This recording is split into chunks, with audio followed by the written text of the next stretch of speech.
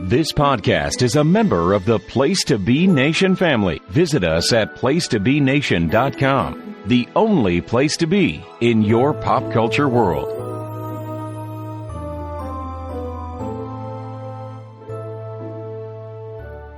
Place to Be Nation, welcome back to another monthly wonderful episode of Bells with Books. Of course, I could sit here and talk to you all day long. Probably not recommended for both my voice and your entertainment. So what I will do is bring on co-host, one of my very best friends, Bianca. Hello! She's sticking to it, boys and girls. If you are new here, Bianca pledged to me one day that she was always going to use the Mrs. Doubtfire voice, and she has not let me down. We're not letting 2023 break the promises for Bianca. We'll talk a little bit later about how other stuff's getting broken, but not this promise. We are 15 days in, boys and girls, and we have a lot to dish about that has gone wrong already in the book world. People have gone bonkers. Since you guys are all book lovers. Beyond bonkers, yes. It's like we are all mad here. If you're a book lover, you probably know where we're going to go with this, but it's been a minute since you've heard our voices together and talk books in general. Of course, Bianca and I talk pretty much daily, but as far as podcasting, we haven't recorded since like the very beginning. So it's been over a month. How have you been? Like, you're reading, like, how things going? It's honestly been pretty good. I had almost a full month off of work, and I just used that to my advantage. I know you're probably thinking, a whole month off? Like, I'm not going to disclose where I work just because stalkers and the internet and all of that, but I work in a place that allows me to, like, basically in the middle of December, if we are not necessarily needed, they're like, you can go home. So I took advantage of that. And I didn't have to go back till January 5th. I would too. You like needing help or doing anything, they're all gone. So there's no reason for you to be there. But I've said this to you before, like if I didn't go to work for a whole month, single soldiers or soldiers that are currently stationed where I am alone without their family, that don't know how to cook would probably starve. Probably. Unless they went to the chow hall every day, which you could do. But yeah, like, those DiGiorno's don't go home. You know, they're going to starve. I'm just saying. No, all my people have gone home after, like, December 7th. So they're like, bye. Right? I'm like, okay, see you next year. Literally. I don't remember really anything happening in college after, like, the first week of December. Yeah, no, everyone takes their finals and they're like, bye. Like, I have one of my grad students is from Egypt, and he was like, I'm going home. I was like, home? He was like, yeah. I was like, have a great time. Please make sure you can get back in the country come January 2nd, please. Thank you. Oh, I mean, yeah, getting in and out of the country isn't so bad unless you're going to specific countries right now. Those are, like, very few. Very few. Well, that's back when they were having flight issues. So, well, that's if you choose Southwest. Since you're going to eat, stay safe. We just take all precautions. Maybe, that Southwest was a little sketchy for a moment. But I mean, I guess book with you. Who cares that your flight got canceled and you got laid over? I mean, probably your piggy bank, but you know. Well, how about you, Miranda? How was your holiday season? It was busy. It was busy. I just felt busy. Instantly felt busy. So when Christmas came around, we just stayed home and we were like, "You're welcome to come see us, but this is where we are in our pajamas." Last day. That sounds amazing, though. So that was nice. I hope to one day be able to do that for Christmas. You know, it's really easy. You just say, we are our own family now, and this is what we doing. Peace. To be fair, we do that for Thanksgiving, so. We did that for both.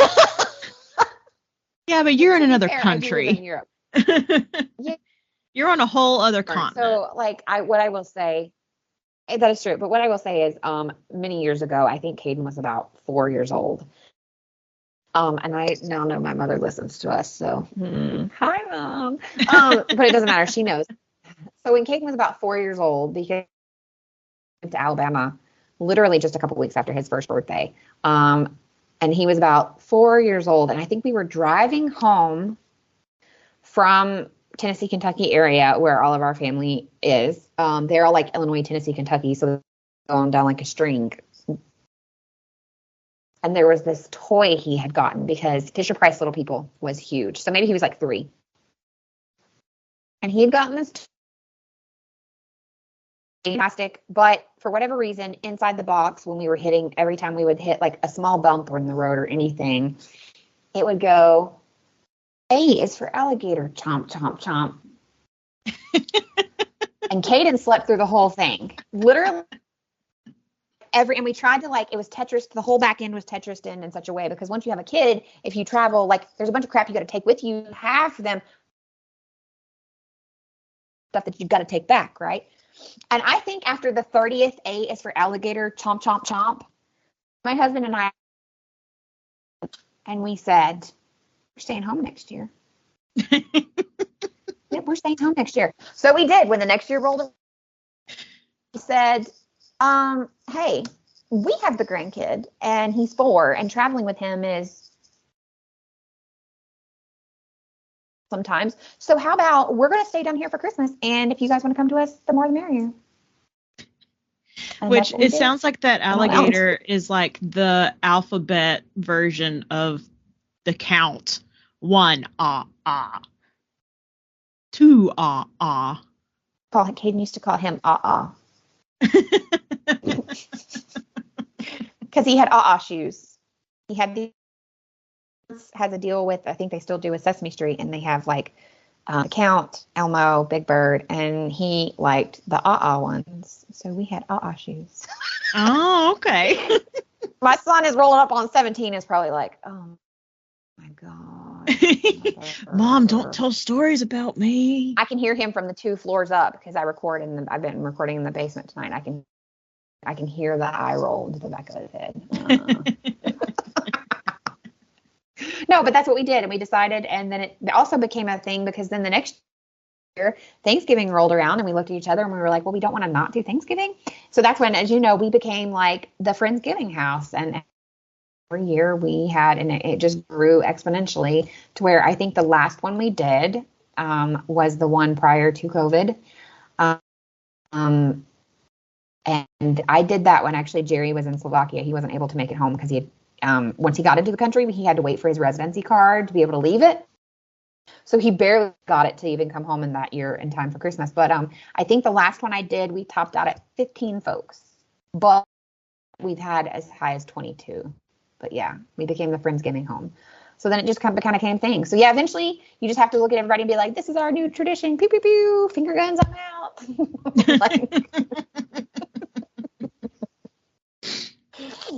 So we did 4 houses in 2 days for Christmas. And see, we were doing the same thing when we would drive home because my parents are divorced. My grandparents are divorced.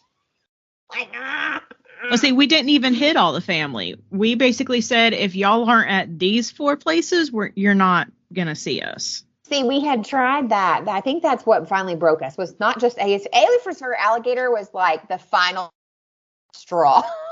That would have been my first straw. We used to do the same, and we'd go, and finally like that last year we were home, we were like, we're going to be in these 2 places, and you will come to those 2 places, period. We made an exception for my dad because he was a police officer and a detective, and a lot of times that meant he was on patrol or on call or whatever, and so we would make an exception for him because that's kind of a hard one to be like, well, you can't come here. Yeah. And then of course my mom didn't want to allow him to come to dinner at my grandmother's house because that's awkward. But so yeah, we finally were like, we were coming to these 2 places. If you can't be here or aren't willing to make additional arrangements, oh, hey, I know that I can't come to either of those 2 things, but before you leave town, would you like to have breakfast with me or something? So yeah, that, and then the story I told you guys, we were like, you know what? They can drive to us. Yeah. But yeah, so I'm enjoying these, like, now that he's older, we just kind of stay home. We just do our own thing. It's fantastic. I'm getting old. I love that for you. I love that for you. It will happen for you. I promise. I will say it was nice for Thanksgiving. So yeah, there you go. You had a wonderful Friendsgiving. That was fantastic. So I wanted to ask you, because when we finished last time, we talked about our reading goals and if we had met them. But the fact was there was like 3 more weeks left in that. So I want to quickly ask, we won't hash out like what books you read, but for your 2022, what was the goal set and what was the number you ended up reaching? And then go ahead and tell me what is your new goal for 2023 on your reading. And before you answer that, though, I want to let everyone know, you and I are not people that do New Year's resolutions. We don't. We've talked about this privately. No. I never used to, long time ago, especially when I was younger, because I thought that's what everyone did. I thought that's what you were supposed to do. It seems like when I set resolutions or things like that in particular, I never follow through. It's like this weird thing in my mind that's like, you ain't telling me what to do. But a reading goal is something myself, because it's not the same as a resolution. And I think you're on the same page as that. Setting a reading goal every year is not. I like the word goal better than resolution, because goal absolutely says that you're working towards something, like you're actively making a choice to do it. Resolution sounds like it's set in stone. You have no choice but to do this. Right. A resolution almost sounds like you're being negative. And I will say one of the things to do better in my life in general has nothing to do with the new year. It's been something I've been trying to do. And this year's been testing me already, is I'm trying to be about myself, like towards myself and about myself. And it sounds strange, but I feel like setting resolutions are being like, you need to do this because of this. That your resolution is to change this. And I'm like, well, what if I don't want to change that about myself? Yeah. A resolution says that a resolution starts with saying something is wrong. A goal is saying, right, I just want to do better. Like, even if it's like, right. Even if it's just like, let's put coasters on all of our cups. It's not saying not having a coaster is bad. It's just saying, I'm going to put a coaster with my cups. That's like, I've been really striving because I struggle, especially with my ADHD, it's a clean house. I like clean, but I also do this thing where I get overwhelmed. We've talked about this because you're like, what? And so like, if I let it get past a certain point, then I get overwhelmed and I just can't, I freeze and can't do it. And I'm really bad with laundry. So I've been setting this goal for myself of trying to do this as soon as it comes out of the washer or the dryer. Like, it has to be done when the happens. Like, I've been trying to set that goal for myself. I've also been like washing clothes and drying them before I go to bed. That way, when I wake up in the morning, like, I can take out, I can move around.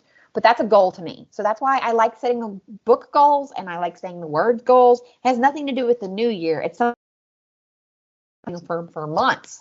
But we set goals.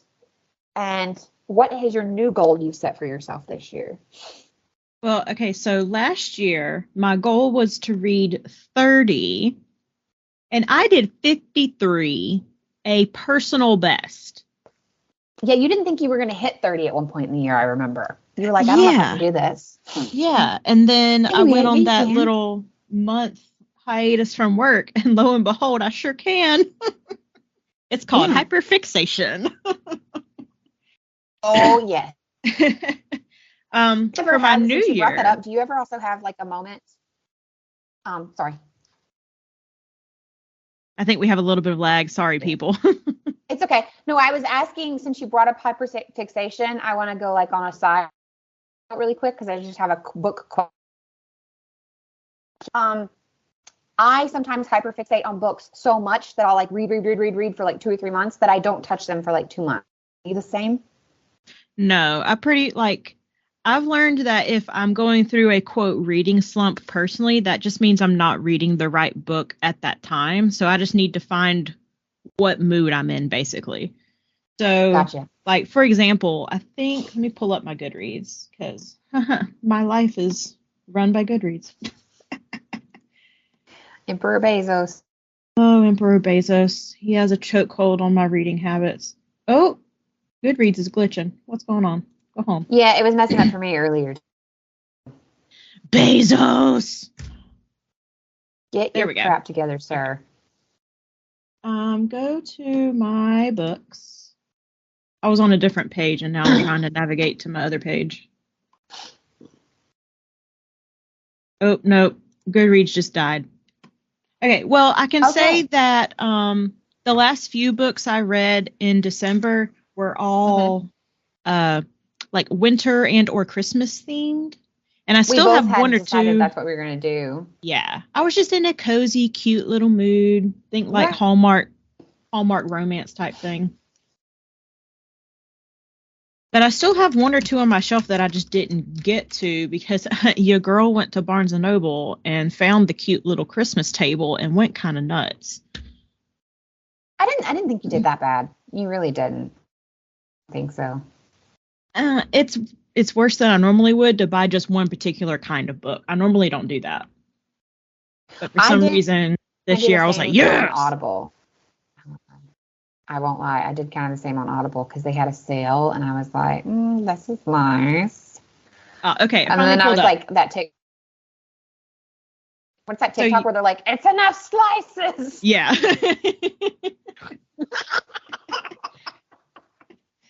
So, yeah, 1, 2, 3, 4. So, yeah, 4 of the books I read on break were like Christmas, winter, cozy, cute little reads. Okay, I don't feel so bad about my. How many did you have for your winter, cozy Christmas reads? 4, but I still have 2 on my shelf. 12. What?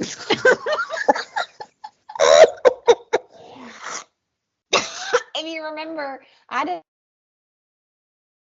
week before Thanksgiving. My tree was going up, and I was ready for the Christmas books. Oh, Miranda. It's okay. I have problems. Well, with all of that in mind, I barely watch TV, with all of that in mind, TV. my 2023 goal is 45. Because I was like, 45, that's basically a book a week. It gives myself just a little bit of leeway. So maybe I'll hit the 53 again. 50, whatever I said. 52, 53, whatever it was. And I say this all the time, but for those of you who don't know, she is what I call a speed reader. You're a fast reader. I am. We read differently. You do. You read differently than I do. Well, one, I don't do audiobooks. I've tried. I'm sorry. I just can't get behind it. Well, no, it's not just that. Like, you've told me when you read a sentence, you remove, like, some unnecessary words. And I'm like, they're not unnecessary. And actually, I guess there's been studies that prove, like, your brain actually words, but you fill them in because you know what's next, like and or but, things like that. But, and then my husband even says, I think, husband even does this thing where he's like, if somebody's describing something and it's something he's already familiar with, he'll skim till they're done describing that thing. Like he's over it. Yeah. No, I'm with your husband on that. So, yeah, and I need all the details, all of them. Sometimes I'll reread the same sentence like 3 times because I want to make sure I understand.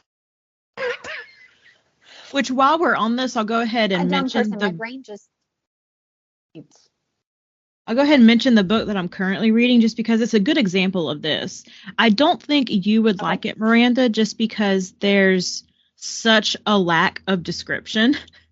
So it's called The Appeal by Janice Hallett, and it is told through emails and text messages. So you don't get all of the pretty flowery language. I like books like that. There's a few things I've read before that are set in that manner. So I might like it, but I might also get bored. Well, it is a murder mystery. And it is from the perspective of two, I'm not going to say lawyers because I don't think they're lawyers, but they get a letter from a lawyer, which is British. So they don't use American terms sometimes. And I'm like, wait, what's that?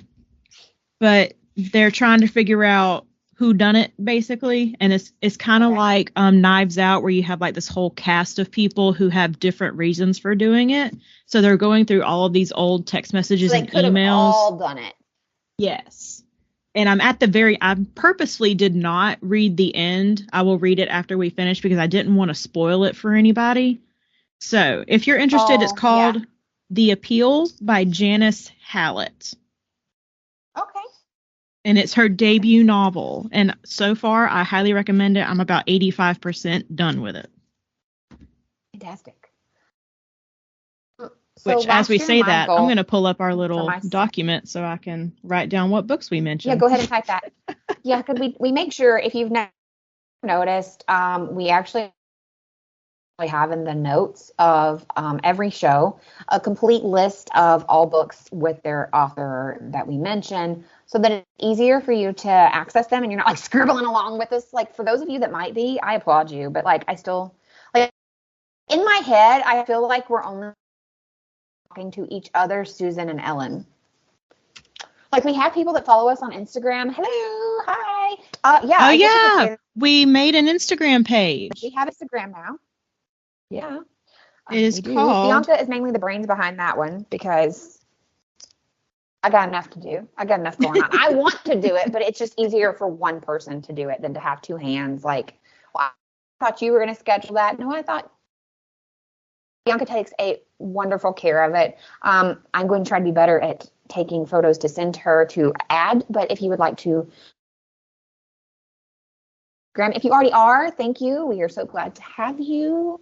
But that, like, as our number is starting to grow, it's really funny because every time we record, I kind of feel like we're just doing this for us. And like, I know Susan's listening, and I know Ellen's listening, and I know my mom is listening, but I want to be like, hi, you three. Like, in my head, that's who we're talking to, right? Yeah. But it's just called Bells with Books Podcast, so give us a follow. You can see the logo. It is Miranda and I cartoonized, drawn, animated. No, because it's not moving. Animated, I don't know. Yeah. I don't. Characterized. There you go. We give but it's the two of us, like, it's got half of our heads, and then in the middle is two Southern belles in our dresses with cute little umbrellas. Which, thank you, Steffi, for the amazing artwork. I love it. Fantastic. Absolutely love it. I basically sent her, for anyone that, like, for my idea, she's like, do you have an idea of what you want to go with? And there's actually this adorable picture that Bianca and I both love, and it's Rapunzel and Belle sitting back to back reading books on, like, the fountain. This little town, and that, like, is perfectly Bianca and I, because Belle is your favorite and Rapunzel is absolutely my favorite, so it's like I sent her that, and I was like, this is what I think of when I think of a logo for Bianca and I, but this is Disney and we can't have this. Like, we can't just take this. So, and she's like, okay, I can work with that. So I was very pleased with kind of the direction that she chose to go in. It kind of kept that whimsical. Yes, it's different. I know people are going to be like, it's totally different. But she kept, like, the idea of, like, showcasing who we are, basically, I thought. Yeah. I thought it was cute. Well, with all the other updates that we have going on, let's talk about some book news and various other things going on in the world. Yeah, I like to call it controversy in the book world. So, listen, great. As I told you guys, we are only 15 days in, right? Like, we're rolling up on almost 16 days, because in an hour, it's a whole new day here. But, so we'll just say, whatever day it is that you guys are listening to it, I think this will go out like Friday or so. So we're like still only 20 days into this year if you're listening to it on Friday. But when we're recording, it's 15 days into the year. And this must be cray-cray. Well, not to mention, Okay, so first and foremost, where do we want to start? if you are anywhere in the book side of the internet, you will have heard a little story of an author who was basically bullied a lot online for various things, and she had unfortunately taken her own life. It was a very sad story. There was even a GoFundMe page set up to help with funeral expenses that was supposedly set up by her family. It went beyond that. There was like people encouraging, like, I guess her quote daughter, I'm using air quotes, her books, and she was saying how like she was worried no one would ever see this book now, and people helped like push it and promote it and got it out. Like just the camaraderie that came together, because there were people like that came on and they were like, you know, my brother, cousin, or my so-and-so also took their own life due to bullying, and this is, I wish this was, and it's a horrible life that have chosen that as the option. And so like when I heard the story at first, I was like, how heartbreaking, or so everyone thought. Well, as it turns out, and I think we learned this on the second day of the year, January 2nd. 2 days in. Where she just miraculously came back from the dead and was like, haha, I'm alive. Herself like Jesus. And everyone was like, what? Excuse me, hello? What? Is there some life force that you are not sharing with us? Because a lot of people would like unalived. Yeah. And then she went into this whole spiel. Whatever. She went into this whole spiel about how she just couldn't deal with being an author anymore, but she still felt like it was somehow her calling. So she felt that doing it in this manner was the best way to go about it. I think the thing for me, the cherry on top that like hit me over the dunzo point was when she said, well, it's not any different than from me being a writer. I just told a story. And I was like, do what? Yeah, no. She has no remorse.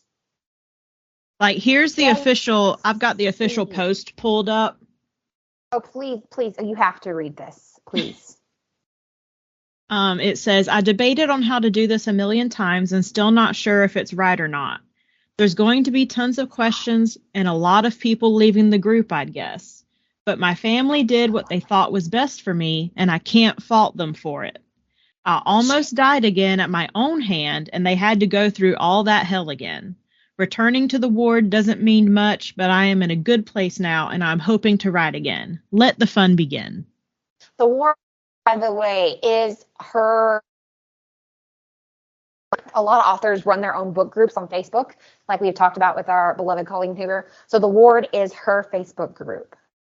Yes. And what adds to this as well, sorry, I was like mouthing as you read that because I was like, oh shit. So, well, is like shortly either before or after she quote unquote died, a new person joined the group. They set up admin and do this and do that and do the other thing. And it turns out it was also her. Yes. She was fine about my family did what they thought best. She claims that her family decided to do this and took over her Facebook and started making these posts and doing those things.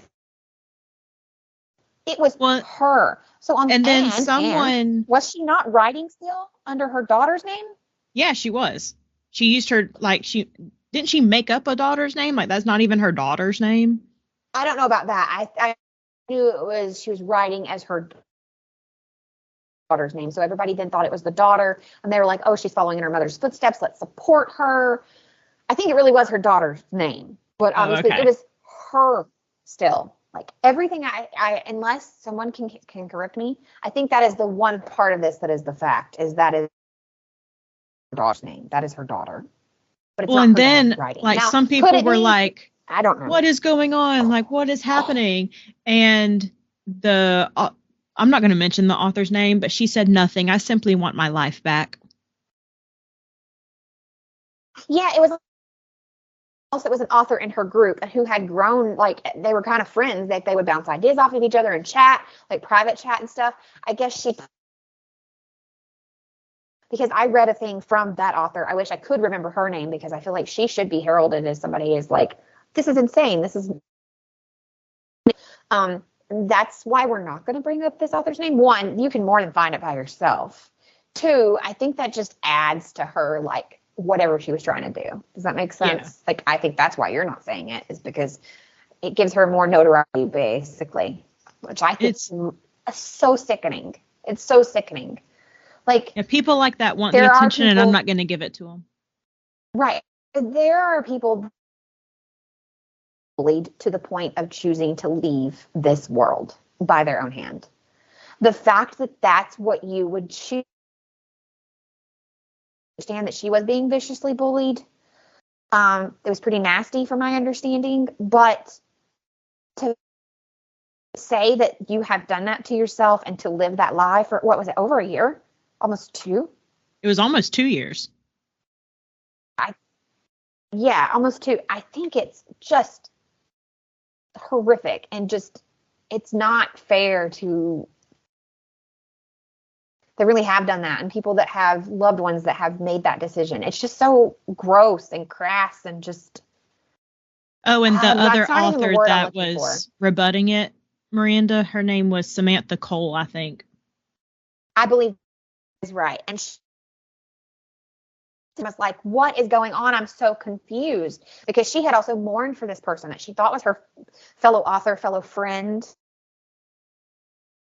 Gone through a mourning as well, because like you would, right? And so she messages the privately and is like, what is going on? And it's nonchalant answer that she got back, the like blase, no big deal, is what made her be like, I'm done. Just very, I don't know. So all of that happened on January 2nd. Yeah.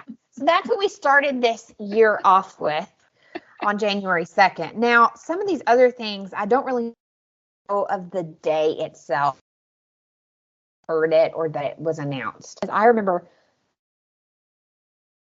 you said something to me about it, and Susan, what? No, I think you just sent me a message that said, we will discuss this. And I was like, what is happening? And it was like late here for me, right? I think I had recorded another podcast that night. And I was like, oh, ma'am, it is 3 a.m. and my time, and you give me this, I'm about to go do a dive. Like, you were like, Miranda, go to bed. And I was like, no, too late. Too late. I think I spent the next 45 minutes watching TikToks about this woman and reading articles, and was like, what? Is that you kept messaging me, and I was just like, Miranda, go to bed. Miranda, go to bed. We can talk about this tomorrow. Miranda, go to bed. Information on a person with ADHD. I was wide awake at that point. Yeah, because you were sending me Marcos. You were like, Bianca, what is going on? What is this? What is this? And I was like, Miranda, go to bed. I stayed downstairs in the basement to not wake anyone else in my house up, because I was like, I will. What is, you cannot tell me information like that and then say, but go to bed. Like, what? So then everything that came after that, it was like, of course this is happening. So I'll let you pick what we talk about next. Girls, there's like 14. We are 15 days in, but we got 14 different things that have happened. Well, the first one I want to mention is not really a big like controversy thing. I just think it's good to know. I am a Barnes & Noble member, as pretty much all of you probably know. And obviously it doesn't do me any good to be. I got an email from Barnes & Noble last Wednesday. Mm-hmm. And it basically said that they're revamping their membership and their kids club programs. And I just wanted to read an excerpt from the email real quick. Of course. As a current member, we are writing to let you know that we are retiring the Kids Club program. In a few weeks, we will be launching a new free loyalty program, which will apply not only on kids' books and toys, but on almost everything you buy. Members will earn 1 stamp for every $10 spent and will receive a $5 reward for every 10 stamps collected. And then they give a timeline on when the kids' stuff is going to expire if you're a part of the Kids Club. And it says, we thank you for being a loyal Barnes Noble customer and look forward to introducing you to our new loyalty program soon. At first, I was bummed when you told me that because I remember all of the loyalty things that Caden used to get for a Kids Club member. But then, I like the fact that now they're combined because I remember his books didn't count for mine and mine didn't count for his. They were separate. He had his own. Yeah, the way and I think since I worked there, I can speak to it a little bit. How the book is coded in the system. So if it's coded as a children's or YA book, it would count towards that goal. If it wasn't coded in that specific way, then it wouldn't count. I think if I remember, it was dollar amount. I think it was for every $100. Yeah, every $100 you got a $5 at kid books. Yeah, you got it. So basically, you could end up getting a free book if you pick the right and book. then you also got a free treat on your birthday, and you got a special birthday. Yeah, you got those cookies from the bakery coffee shop that's inside Barnes. Yeah. But it sounds like they're kind of combining everything. And I think it should be, in my opinion. Yeah, because the membership is okay if you're a reader. You basically get 10% off pretty much everything, and then there's a few specialty member discounts that only members get on top of that 10%. So if you're a huge reader like me and Miranda, it's probably worth it because I think it's $25 a year. Yeah. But now it sounds like you're going to get. I won't lie. Now it sounds like it's going to get a $5 reward for every, basically, I think $100 now. So if I'm getting a $5 reward for every $100 I spend, I'm not going to complain. No. I was having to do before, for Caden to get a $5 coupon, I would have to also it was $100 in kid books, and then I'd have to spend another $9. So it takes a while to get there. But now if you're combining them, a parent can go drop $40-$50 on the kids and also buy them some books at $100 already. So I think it makes it fair, and maybe it's just me, but I think it sounds like it's going to be fair. Well, that's what I was confused about, because it says it's going to be a free loyalty program, but then says members will get this. So I'm guessing they're still going to have a free aspect and a paid aspect. Oh, so probably you sign up for the free card for every so much money you spend. But if you're a member, you get benefits on top of said coupon. Because members, you only get the discount if you're a member. Yeah. 10%. And then aren't there some books that it's members save 10% or members save an additional 15%? Well, members save 30% off bestsellers. Right. But I know there were some books that it was even higher percentage. So maybe that's what it's going to be. Maybe it's if you have a membership, we're revamping it all. They're going to be free and paid versions. Yeah, that's how I read it. Okay. Well, I thought that was pretty cool. So that's a positive from the book world. Yes. Positive. I wanted to throw in a positive. We're going to talk about today. We have to, because unfortunately there's a lot of negatives. If you, Kelly and I just recorded a podcast, toxicity and bullying basically in the nerd culture. So I find it so funny that you and I are now having to discuss so toxic, mean, or horrible things that are happening in the book world. And what's sad, and I guess will take us into the next couple of ones we'll do, is it's not with book one, with the first one of the year. It's unfortunate that one and several others that we're going to talk about are spurned by authors themselves. They're the ones creating the controversy or the toxicity. Yes. Because a couple of others, and I feel like we can roll these together. The one that there is policing reviews, which I think you knew a little bit more about that one than I did. And then the person review unless you've written a book. Sorry, you keep cutting in and out again. I don't know what's happening. It's okay. We'll just keep going and try to go through it. So I was saying all of these next problems are basically from authors, like authors causing the issues. Yes, a lot of... Okay, so I watched a video the other day of this person basically calling out authors and saying authors need to get out of reader spaces. And I kind of agree with that, especially from the stuff that we're about to talk about. Right. One is that this one author was saying, I guess they had gotten a lot of bad reviews for something they had written, which if you get bad reviews, take the constructive criticism and make something better the next time. But that's neither here nor there. Or notice that whoever read the book wasn't not your audience. Either you read it and go, that's okay. What? Huh?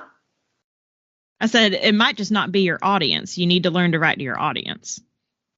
Right. It might not be your audience. It might be a bunch of different things. But I've heard a lot of authors say, don't read book reviews for this reason, because I know I'm not for everyone. Yeah. So I think you also have to choose. So you read the review and you either get a little upset and you take it and you walk away, or you make it funny. Like Geneva Rose. Isn't that her name? I have not read Geneva Rose yet, but we'll get to that later. We'll talk to her. We'll talk about her later, but I'm just saying I'm bringing her up because somebody gave her a bad review and she made a funny out of it. Like, she was cool. Okay. And she made it funny. So I think as an author, if you read tons of bad reviews, you either A, don't read them at all, B, take them and say I wasn't the right. Like, move on and say, well, I really enjoyed what I wrote, so I'm gonna go write the next book, and you either like it or you don't. But I understand as humans, you can actually go, you're wrong because I know I'm right. So I agree with you about maybe it should stay out of the reader space. Yeah, because one author was saying that it's harsh to say. If you're an author, that you're not allowed to rate any other books below a 3-star. They're saying it has to be 3 stars above because you know how much work and blood and sweat and tears went into this. So if you're an author and you give a book 2 or 1 stars, then you're not doing a good service to the book community. And that person was getting roasted. I don't know about you, but I disagree. Oh, roasted. I'll ask you, how do you agree or disagree with that? Oh, I disagree. Because I disagree. I disagree wholeheartedly. I disagree on the simple fact that I think most writers are born of being avid readers and have a love for written word. And so you are still going to be a reader even when you become a writer. And that doesn't mean that you suddenly don't get to... So actor not get to review movies anymore? Does an actor not get to say, oh, I did not like that movie, it stunk, because they're an actor? It's kind of the same thing. Like, you know. Well, not only that can be applied to any profession. So does that mean a plumber's not supposed to critique another plumber? Like, no, if the plumber's doing a bad job, the plumber's going to tell them they're doing a bad job. You got into that profession for a reason, and it's a love of something. So you're not allowed to suddenly not critique it because you also are in that profession. Yeah, so I just thought that whole thing was just utterly ridiculous, and I'm glad that person got roasted. Like, I'm not for internet bullying, but if you're going to be dumb on the internet, then be prepared for the consequences. Consequences to the actions and clear communication. We've said this in a few other podcasts that we've done as well. Yes. Like, it doesn't take a whole lot to be like a decent human. And maybe the person, if they could word it different or voice their opinion differently, it would have hit a different mark. But I think, because I also watched that video, I think the manner that they chose, it didn't compute well. Like, it just didn't. Because again, I absolutely 100% believe that I'd say 90%, maybe even 95% of writers, of authors in general, are huge readers themselves. So they should still get to rate something as a reader because they are. So, but the next thing that happened this year was a hoot. There was a special book published about, it was an enemies to lovers romance book. Has it actually come out, or is it just that it's coming out? Oh, I thought it had already been published. It may have. I'll Google that while you explain to the fine people about this book. Okay. So it was about a racist white man and a black woman with totally different values and morals, basically being enemies to lovers in this romance book. And everyone is just like, why did this need to be written? And the simple answer is, it didn't. There was no space, no void to fill. This was simply not needed. Okay. Oh, this is even sadder. Okay. Oh, what now? I Googled white racist falls for black woman. Uh-huh. I assumed that it would give me the name of this book. It took me to a list reads of 50-something different books. But why? This can't be right. This can't be right. Our search history is going to be one something. of these is called Cinnamon and Sugar. I can't even.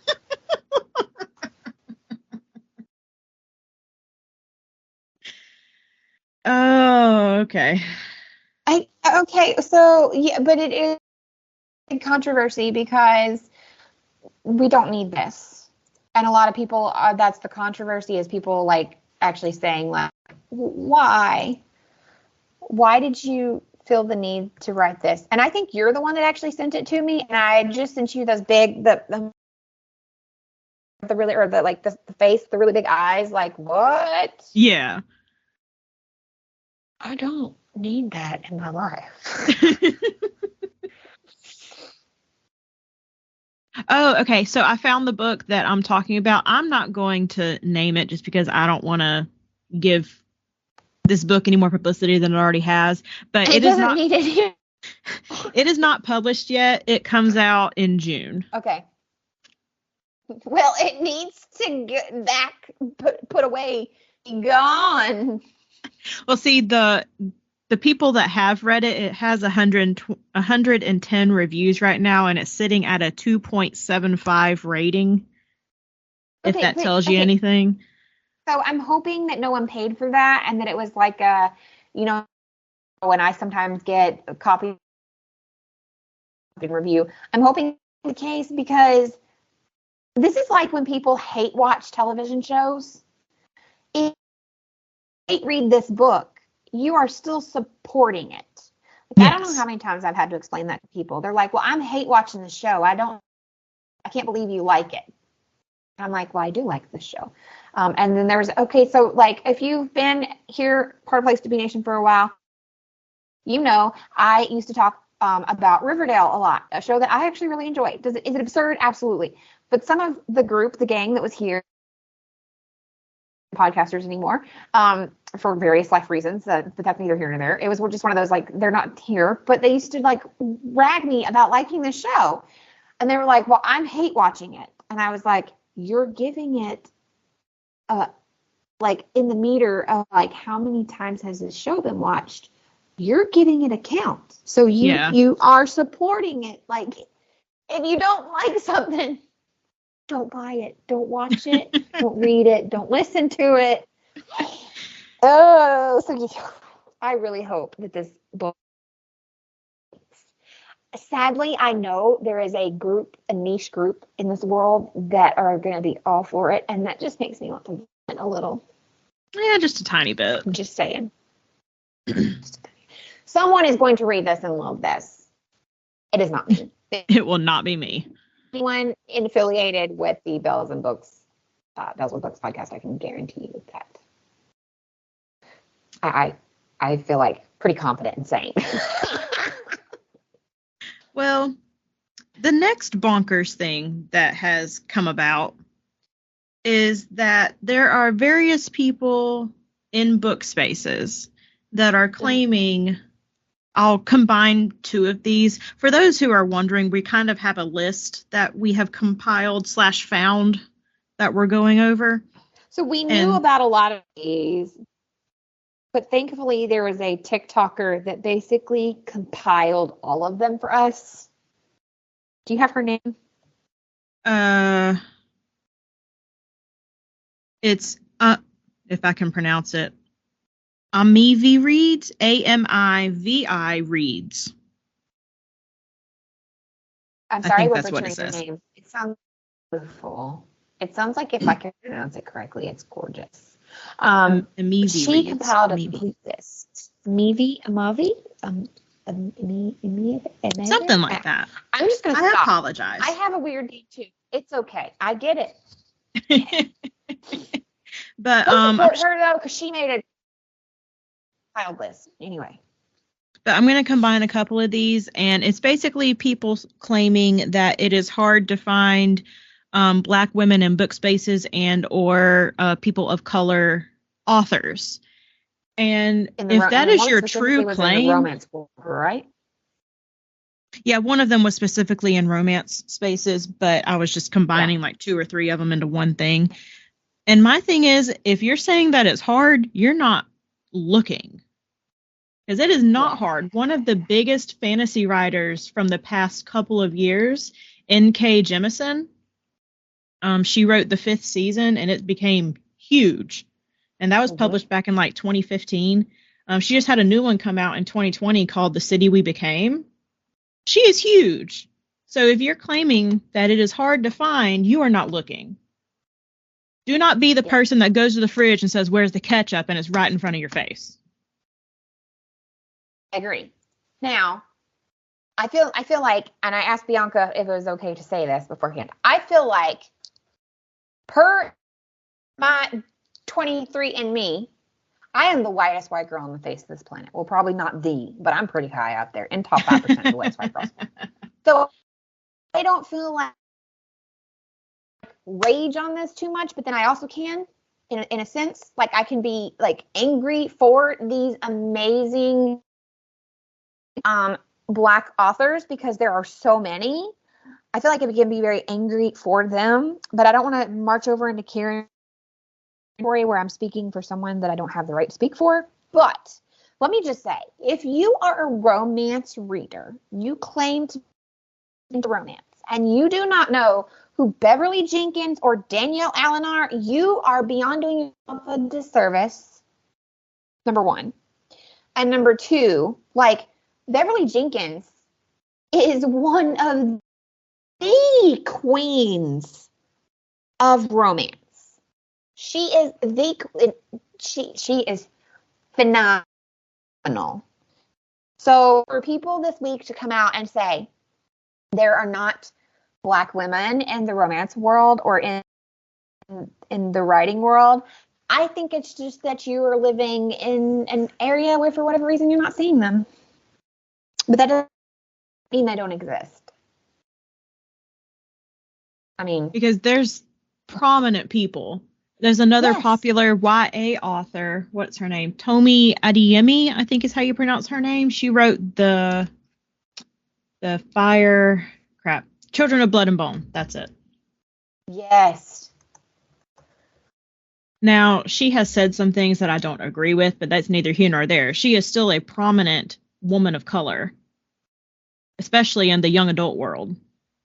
But that's a whole different argument I think you could get into, that I think you can enjoy the work from someone but not agree with their stances on things, and that's okay. Yes, that's a whole other conversation. Beasts of Prey by Ayanna Gray, another fantastic writer. Highly recommend her as well. So I think Beasts of Prey is also considered YA. Yeah, so all you got to do is look.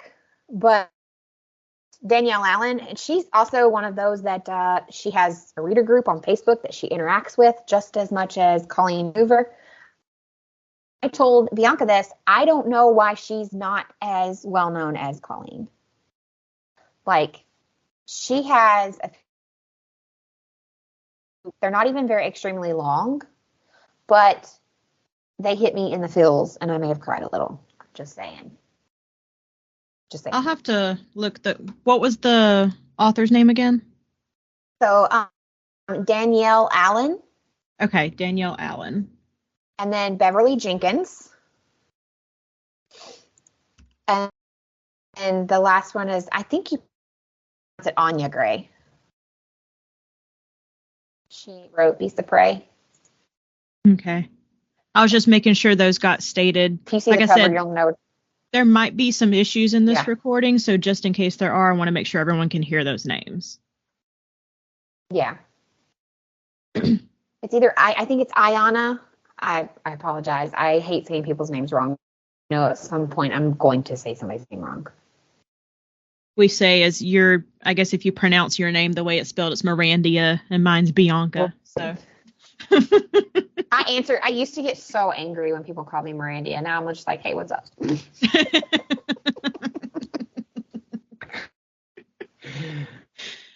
Yeah, so I think if you're one of those people that feel like I will end that issue that happened to say, I think if someone had worded it and said, I don't feel like they get enough attention, or I don't feel like they're as looked at on the main shelves as others, I would have agreed with those statements flying around. Yeah, but that's not what they said. The reason I disagree, that's not what they said. That is not what they said. They're saying it's hard to find. And the way it was worded, it wasn't just, as in like, I can't find it, but like Kindle, like you can go small bookstores. Like now you could possibly go into a bookstore, find none of these people or not what you're looking for. And if that's the case, you need a new bookstore. I totally agree. Like if you walk into a bookstore and it's not diverse, you need a new bookstore. There's nothing wrong with people that, like, if you open a bookstore and you sell what you like, that is fine. I'm not saying you're wrong, but it just means you're going to lose some people because you got to be diverse. Now, the last little bit of book talk news that I think we're going to go over is involving mine and Miranda's favorite author, Colleen Hoover. I feel like poor Colleen is one that we've brought up a lot lately. And I just want to, I want to give her a hug. That's I feel what I bad want to for do. her. I do want to give her a hug because I think so many things have gone great for her. But I think with greatness like that, and maybe some of these people be in the limelight and being well known as Colleen Hoover, because it feels like the more people know her name and the greater she becomes, the more things that, and not bad, not that that is actually wrong or is incorrect. It's just like, it seems like the higher up she goes, the more people are trying to, I guess is what I should say. Yeah. Well, okay. So if you're a Colleen Hoover fan, you definitely, even if you're not a Colleen Hoover fan, you've probably heard about her book, It Ends With Us. Mm-hmm. It's probably her most well-known book outside of like the general romance books. For those who don't know, it is about a woman who is in an abusive marriage. And pretty rough. Some readers claim that it's glorifying abuse. I wouldn't go into all of that. But that was a small part of the controversy when the book came out. Like, that was the small controversy when it first became popular. However, the main character of the book, Lily, she is a florist. She runs her own shop. She does all the flowery things. And in light of that, it wasn't even Colleen. It was the publisher who came to Colleen and said, hey, we want to do a coloring book with Lily. And Colleen, thinking, yeah, Lily's a florist. Let's do it. People like to color flowers. She agreed to it. Right. Then and the internet from happened. That book became pretty big, too. Yeah, for those who don't know, there's a tattoo mentioned in the book, and it's a heart, but it's like an open heart that doesn't connect. And people were getting it. Like, I remember when the book came out, like, people were getting it just as, like, it was like the day after the book released, somebody read it, and then it was a chain of people getting the tattoo. So, like, I was thinking to myself when I heard the coloring book would be released, that it would be like flowers and maybe the tattoo and things like that. Like, I was not thinking, and I knew what the book was about. Obviously, I've read it. But I wasn't thinking anything negative. And maybe it's because I feel like it told a horrific story that Lily overcame. Well, that, and if you read the description about the coloring book, it straight up said, like, it will be about, like, Lily and flowers and stuff, like typical coloring book things. Right. An adult coloring book. Right. But then word got out on the internet, and the internet does what it does best, and it tears things down. Absolutely. And started calling it tone deaf and saying that it basically glorified domestic violence, and it was just nasty. Like, people were like calling Colleen out over this decision when, one, Colleen didn't even think of this. This was the publisher. Like, right. Did Colleen agree to it? Yes, but the way it was pitched was it's going to be a basic coloring book with flowers and stuff in it. Which I saved this. I'm glad we decided to talk about this because we actually have one of our listeners, Ellen, that she messaged me earlier tonight and asked me if I had seen or heard about this. And I understood her viewpoint. And I hadn't responded to her yet. Sorry, Ellen, I wasn't ignoring you. I wanted to add it to this topic. Hope that's okay. But she just asked me, like, had I heard about it? And I agree with her in a sense, but I not that I disagree with Ellen, but what I'm trying to say here is when I originally heard about it, I guess I wasn't thinking about that. I was like, oh, that sounds kind of fun because one of the characters in the book is also a chef. So I thought it would be like things in the kitchen, flowers, stuff like that. I thought it would be like that. And I know it's like, it was one of the books that actually brought Colleen, like, you and I were already reading her and knew about her, but I feel like this was the book that kind of really threw her into everybody, then started talking about her. I think a couple of the Kardashians read this book and it was on their Instagram. Like, I think this book became like the book that like everyone was reading. Like, yeah, it put Colleen on the radar. Like, I think she was already on it for a bunch of us because she already had like TV deals and stuff that were happening. But like, this is what kind of sent it over the edge, in my opinion. And Ellen says that she agrees with some of the criticism. And I guess I do as well now that I'm looking at it through a different lens, because stopping to think about it as someone that doesn't talk about it a whole lot, but has been in a nasty, nasty relationship before I met my husband. Not as bad as what Lily goes through in the book, but still domestic violence nonetheless. It, like, once Ellen was like, I understand the criticism, it made me stop for a second and go, you know what? I could see where people would immediately go, why would you choose that book? Because Colleen does have several other books that I think would have been great to turn into coloring books, or maybe a compilation of Colleen Hoover based on her books. Coloring book would have been okay. But I'm with you. I think based on what we heard it was supposed to be about, I don't think it was a negative thing. And I don't think he intended for it to be a negative thing.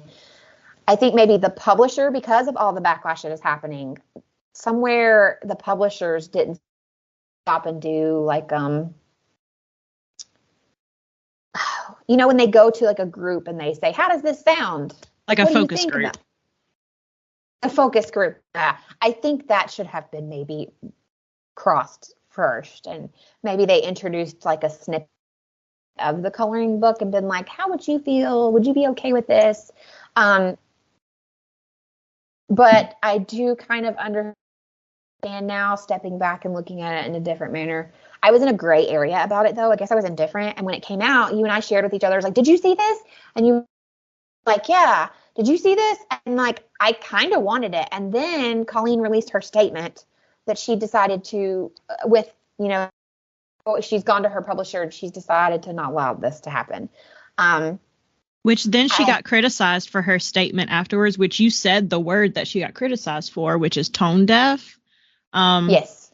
Which you can agree with this or not. I'm just going to put it out there as it was portrayed. The word tone deaf can be taken as ableist because it is a slight slur against those who are hard of hearing or deaf.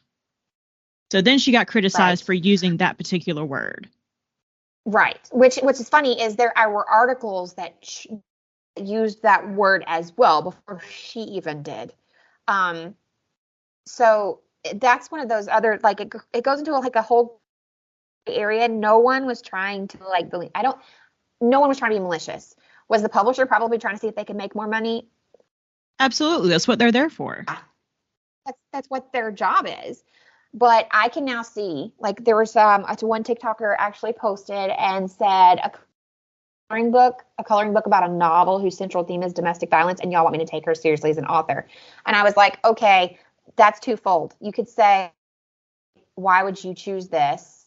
She is a serious author. Her books, and they're not for everyone, because I've heard some people say, this is garbage, this is trash, I don't like it. How do you guys like her?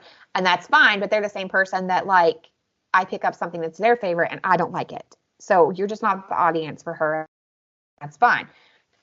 But I don't think, okay, so was it bad call? Yes, I now see that. I can understand why it would upset so many people. But to attack her and say they can't take her seriously now, I think is ridiculous. Yeah. So 2023 has gotten off to a great start in the book world. Yes. There's a small one that just irked me, but it wasn't like as huge as all these. And I just wanted your quick hot take on it.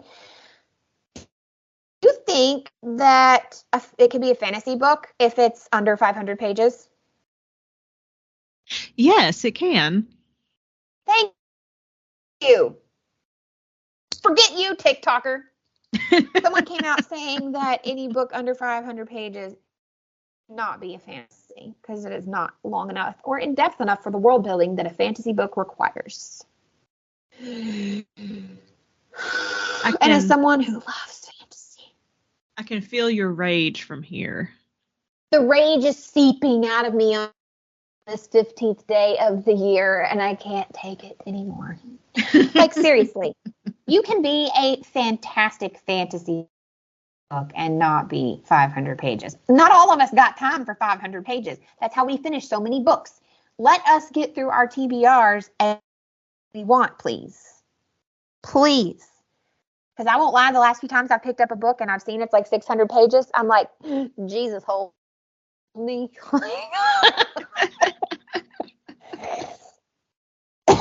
Now, and I know that sounds weird because I can finish like 200, 300 pages books, like boom, boom, boom, boom. But it's something to do with I'm sticking with the same thing for 600 pages. I'm like, oh, I need a palate cleanser, need a moment. I'm just saying. I totally agree with you, Miranda. Just saying. There's a lot more that has happened in the book world. I would highly recommend, if you would like to know some of the other things that have happened, go check out the book talker that we mentioned. Maybe we can share her on our Instagram.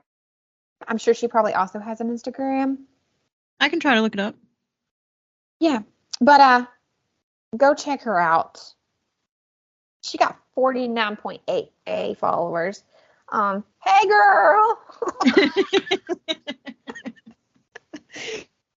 So she knows what she's talking about. Also, I just clicked on her main profile, and I would like to add her to the list of, if you would like to know more about Black authors, go check her out, because I see pinned at the top of her TikTok is a whole video about Black fantasy recommendations.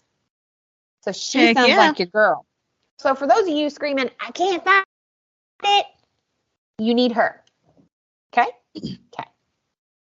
So with that, let's look forward to some good things in the book world in 2023. Let's start. We're going to talk about going to mention some books that we are excited about that either have already been released since we're in 2023 or are coming out this year. Miranda, do you want to go first? How about we ping pong? Okay, that works. Yeah. So I'll use my first one, and I'll go quick because personal reasons. Bianca's, please don't talk about them anymore. Okay, thanks, Pat. So my first book technically released this week already, but it is a release of 2023 and was highly anticipated for me, and that is the book Spare by Prince Harry himself. He is the author. If you get the audiobook, he is also the narrator.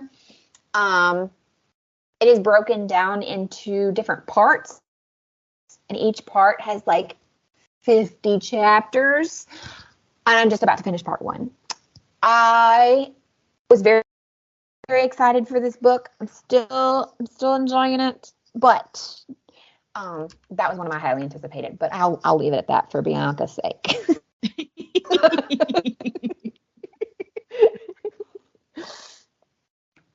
Well, one that I am excited about, I have already bought as well because it came out the first week of January. Mm-hmm. It is called The Villa by Rachel Hawkins. If you are a returning listener, you will know that I have read The Wife Upstairs by Rachel Hawkins. So I immediately pre-ordered this one as soon as it came out. I also have The Reckless Girls by Rachel Hawkins on my physical TBR shelf in my bedroom waiting for me, but that's neither here nor there.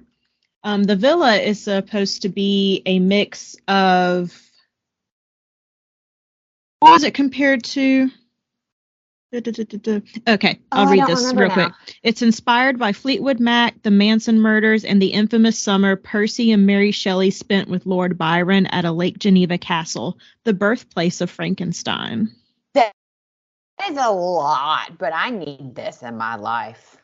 I am very excited to get to this in the next couple of weeks because it will be a 2023 release and read for Bianca. Yes. That sounds fantastic. So the first one I have, and my website just went away. Excuse me. Apparently technical difficulties are happening all over the place over here tonight. Very sorry. So that was my first one, was obviously the Prince Harry book, but I found some books over on the Goodreads because dang that Emperor Bezos. They did a nice list where they broke it down to like fantasy, science fiction, like most anticipated books. And in the horror section, releasing January 17th, so actually in just a couple of days, is How to Sell a Haunted House by Grady Hendrix. That was one of mine. It's one of yours. Okay, well then together, Bianca and I highly recommend and anticipate How to Sell a Haunted House. Because every person that picks up a Grady Hendrix, I have not heard one bad thing said. Because I've read 2 Grady Hendrix books. I read them both last year. They were both really good. So I recommend.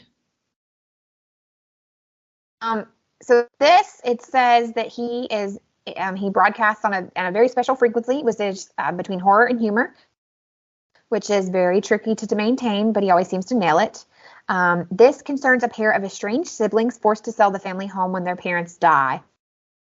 But why did they cover all the mirrors, and why is the attic door nailed shut?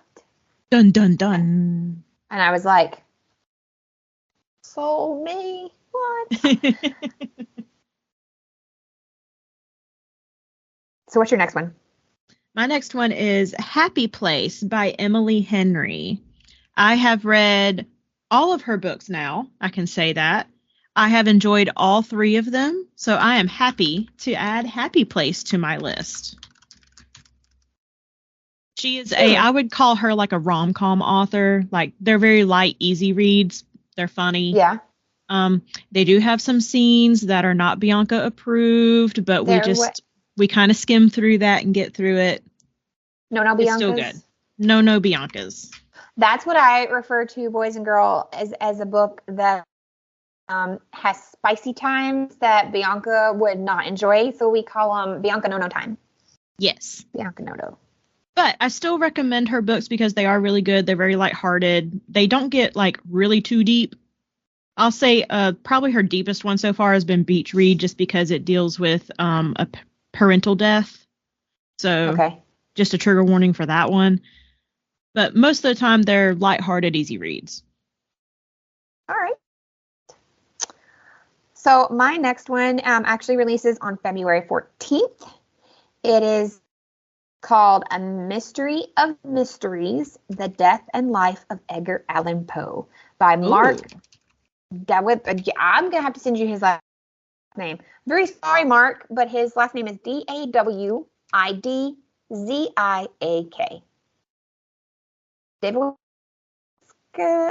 Yeah, sorry, Mark.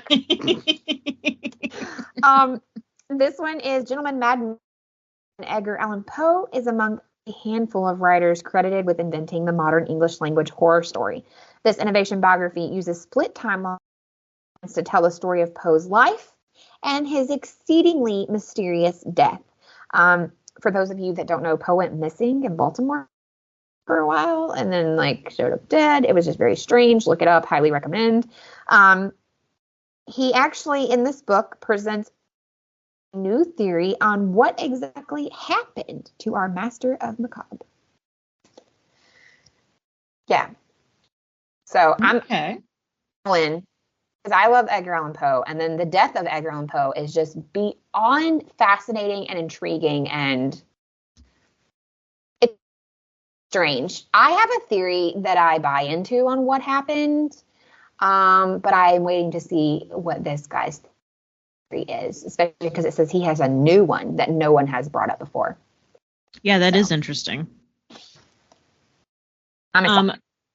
My next anticipated release is Silver Nitrate by Silvia Moreno-Garcia. For those who don't know, she's the one who published Mexican Gothic. That was her big release that happened. Mm-hmm. And this is going to be her new one. So I think after that one, not read that. It's really good. It's not your typical horror movie. Mm-hmm. Horror book. Sorry, I need a nap, everyone. Yeah, because you actually don't really read a lot of what I'd say horror books. They're just not your jam, because you also don't do horror movies. Yeah, I wouldn't say I do horror. I like thrillers. And I would probably put Mexican Gothic more in the thriller section, but I can see how it would be considered horror. I can see that. Okay, so when I think horror, I think blood and gore and stuff like that. Stuff that puts you in a awe state of mind. Whereas I like thrillers where you're on the edge of your seat. Yeah. You're thinking horror in the sense of the book I tried to read last year and was I don't like this.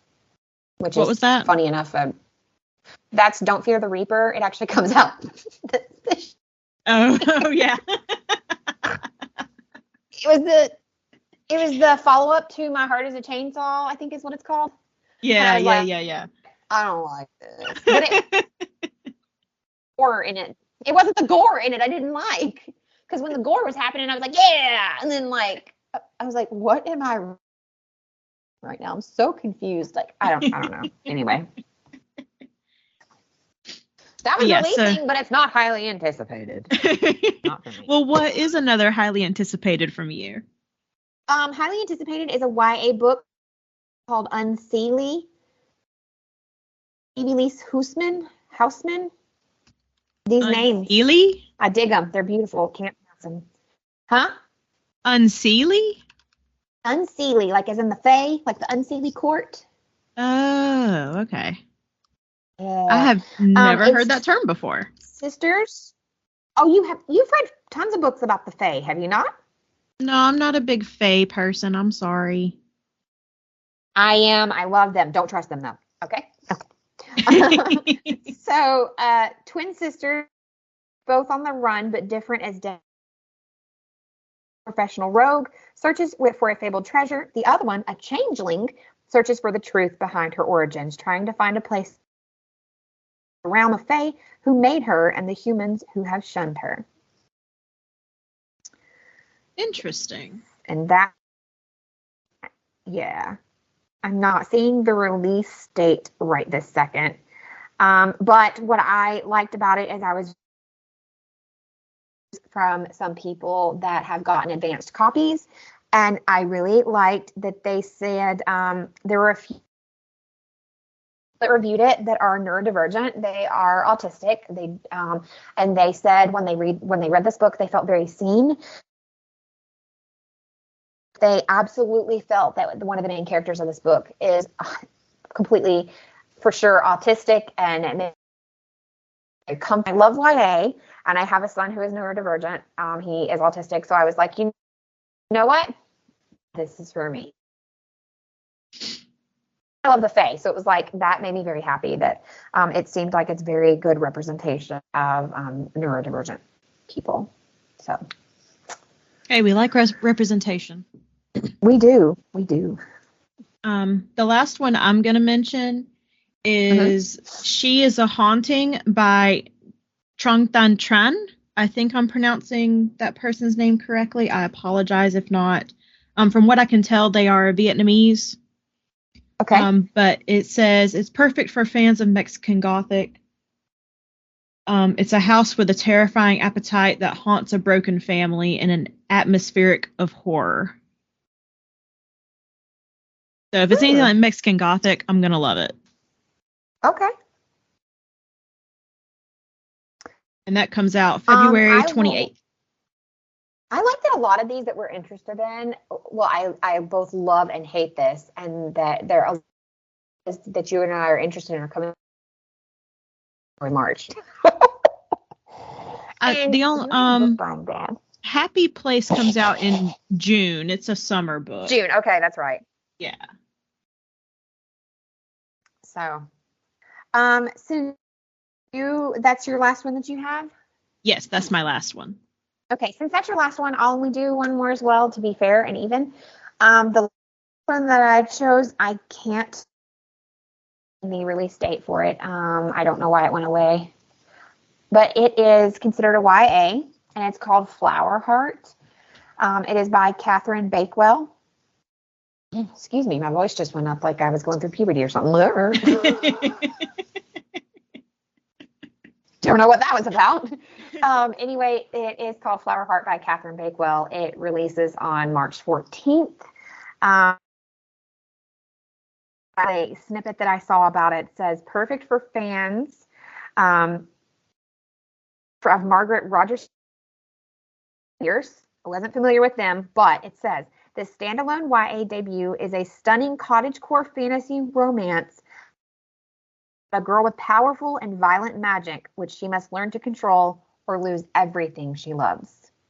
Hey, that sounds pretty cool. Let me click want to read to that real quick. I was like, take my money.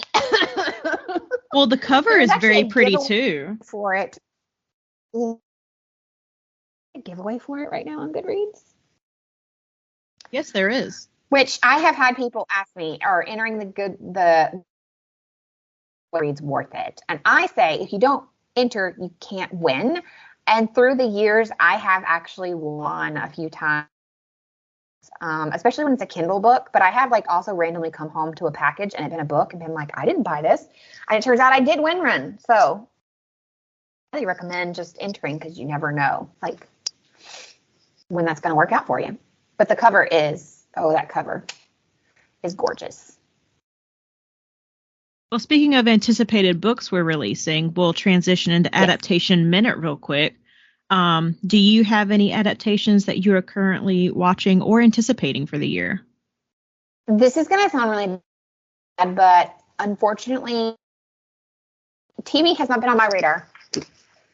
I have either been reading, listening to podcasts that I enjoy listening to, or playing Warcraft.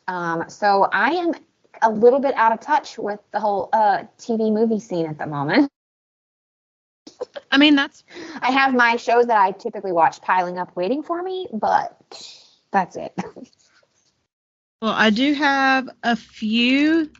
Actually, by few, I mean two. Okay. One just got announced yesterday. It is actually both of them that I'm going to talk about come from Hello Sunshine, which is Reese Witherspoon's production company. She just announced this one yesterday. It's Tiny Beautiful Things. It would be based off of the book by Cheryl Strayed. I did not spell Cheryl's name right in our notes. I'm fixing that right now. It's okay. I had always thought that Cheryl Strayed only did nonfiction, which as I'm reading this is a nonfiction book. Its genre is self-help. So I am interested to see how they're going to turn this into a TV show, because I'm pretty sure they said it was going to be a TV show. I wonder if it's going to be, you said her book is a self-help book? Yes. So maybe it's people going through things that she explains how to get through in the self-help book, or how to navigate. Yeah, I don't know. So that's interesting. I didn't think about that aspect of it, so now I'm even extra intrigued. But I would also like to see, because that sounds interesting, how to turn nonfiction self-help book into a movie. Yeah. But the next one I'm excited about is Daisy Jones and the Six. Which I have not read. I have read several TJ, what's her name? Taylor Jenkins Reid. I've read several of her books now, and I've enjoyed them all. So this one is just icing on the cake. It does star our favorite heartthrob from the Hunger Games. He is the main dude in this TV show, so I am super duper excited about this. What's his real life name? I can't, hold on. I'm looking it up.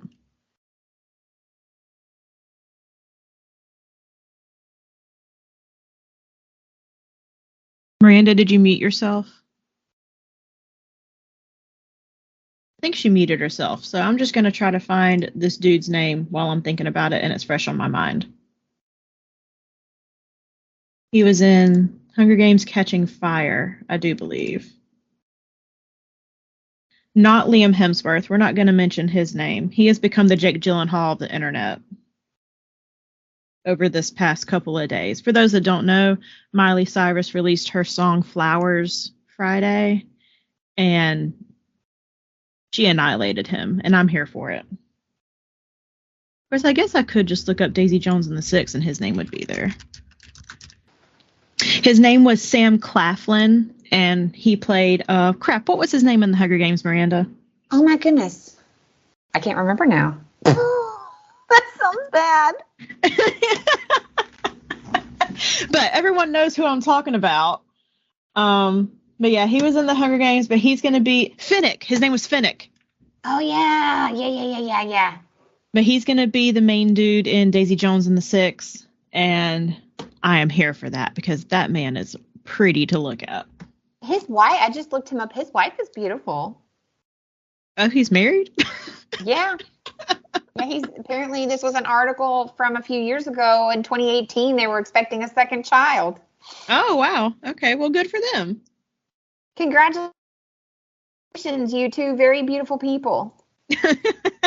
Oh, and sadly, a year later, they split. Oh. Well, I'm very sorry, you two very beautiful people.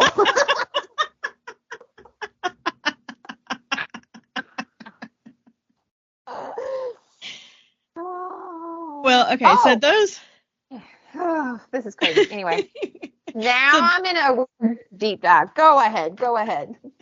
Well, those are my two anticipated adaptations for this year. I feel like I should have some, but sadly, it sounds horrible. I just don't have any this year. Well, I kind of pulled a U, and it made me realize our friends James and Susan came down this weekend. And they kept asking me if I've watched this and I've watched that and I've done this and I've done that. And I'm like, no. They're like, Bianca, what have you been doing? I was like, reading? They're like, how much have you been reading? I was like, don't ask questions you don't want answers to.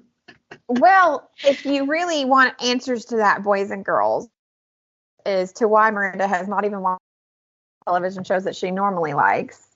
It's because last year she ended up rolling in with 96 books read. Oh, I thought you broke triple digits. I didn't break triple digits. I was trying. I was so hard. And then I was like, can't go on. I didn't break the triple digits. I was at 96. Four short. But 96, that's impressive. Let's do math real quick. How many is that? Like, let me do the math. Calculator. So we have 365 days a year. Yeah. There's, 56 weeks in a year? Yeah. So that's almost 2 a week. Right? I'm an English major. I don't know math. I am an agriculture major, ma'am. Yeah, 96 to... Never mind. I don't know. I'm not dividing anything or that's a lot of books, okay? Okay. My goal was 50. I surpassed it. So this year you almost doubled it. I can do that math. That is close to 100. That is close to 100. You're correct. It was 4 away. So this year I increased it to 60. My goal this year is 60. And how many have you already read? 7. How many? 7.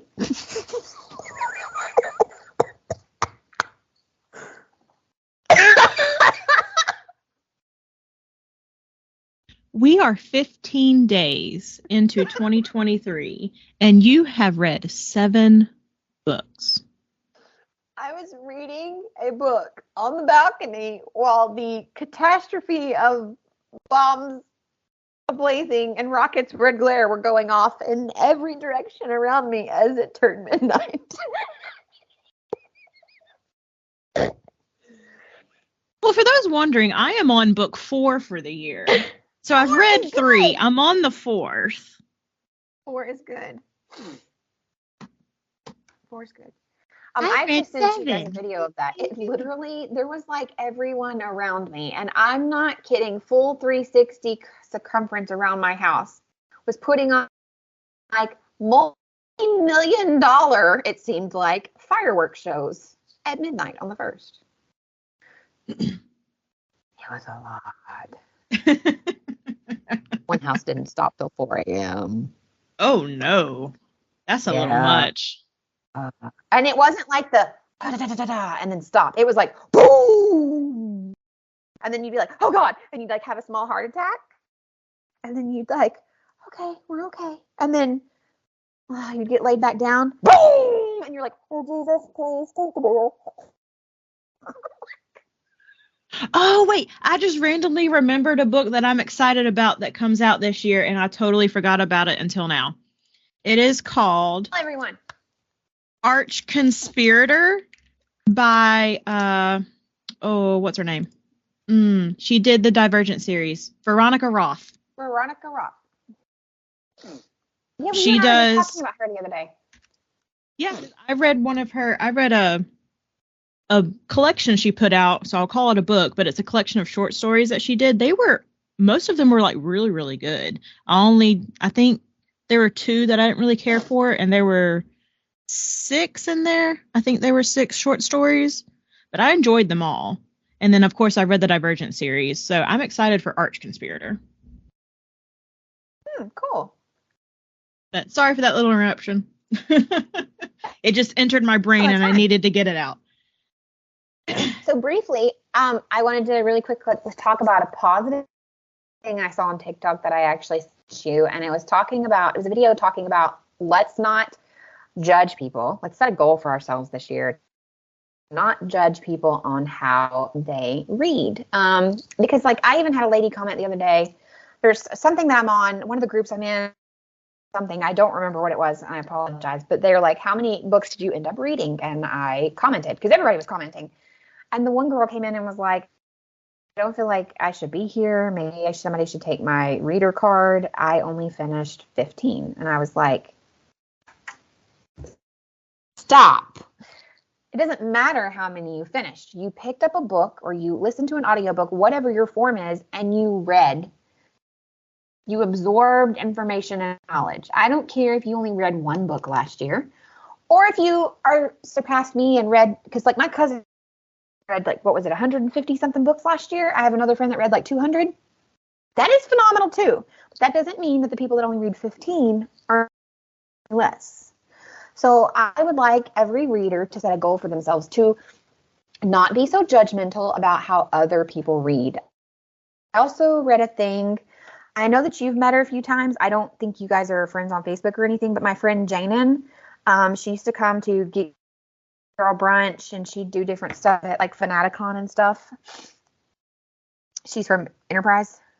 I don't think I've met her. If I have met her, I'm very sorry. But I'm terrible with met her people in and passing. names. So. But she posted a meme that I wish, and I may have saved it, but who knows where it's at on my phone at this point. And she was talking about kind of the same thing, like not judging people based on their book choices. And it actually, I thought there was a few people that in her comments were like, I don't think that reading an audiobook is, or an audiobook is not reading or this or that. And that is highly debated. But I bring it up to say, I think everyone is different. It's like you said, you've tried audiobooks. It's not that you think that they're not reading or anything like that. It's just your brain can't wrap it around it. And maybe it has to do with the detail. How like maybe like so. Maybe since I can't skip through all that detail, I feel I get bogged down in it. I'm just like, okay, let's move on with the plot here. Right. And I am absorbing every minute of it because I feel like sometimes I've lost it. But what I want to encourage everyone to do, and it's okay if you disagree with me, but I am of the mind that audiobooks is reading because you're still absorbing it the same way as like, say you had a child and you read a book out loud to them, they still read that book. Like they could still go, like when you were doing AR reading in school and your teacher read aloud like a chapter book to everybody, and at the end everybody took the AR test. Well, you still absorbed that knowledge from the book. You still enjoyed that story, correct? Yes. So it's no different. So one of my things is people are like, how do you finish so many books in a year? And I actually had someone be really negative to me about this. Then I've had other people be really positive. And for the longest time, I wouldn't even say that I read audiobooks. And I won't lie, for a long time, I used to think audiobooks were for old people or were for old people that traveled. Because I used to work at a Cracker Barrel. And for those that don't know, Cracker Barrel used to be really big on you could rent audiobooks for them. And the whole thing was like, as you were traveling, you would return it at one of the other Cracker Barrels. I didn't know that. Yeah, you could like buy it, or you could get it from this one, and on down the road you could, trade it in for another one, and just go on about your travels. And so I kind of always thought that audiobooks were for old people or people that traveled. And then I finally got I think someone gifted me an Audible credit, and my world was like, what is this?